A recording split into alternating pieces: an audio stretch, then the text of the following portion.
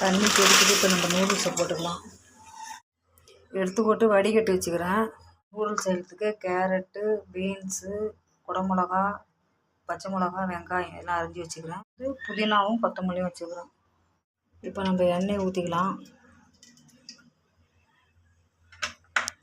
இஞ்சி பூண்டு பேஸ்ட் போட்டுக்கிறேன். பச்சை மிளகா போட்டுக்கிறேன். வெங்காயம் போட்டுக்கிறேன்.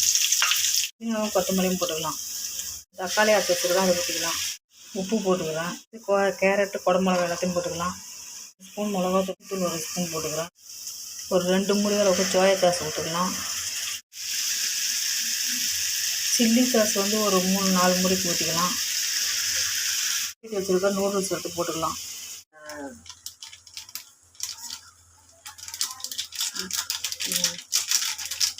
இதை போல் நீங்களும் செய்து பாருங்கள். செய்து பார்த்து லைக் பண்ணுங்கள், ஷேர் பண்ணுங்கள், கமெண்ட் பண்ணுங்கள், சப்ஸ்கிரைப் பண்ணுங்கள். இதை போல் செய்து கொடுத்து உங்கள் பசங்களும் நல்லா சாப்பிடுவாங்க.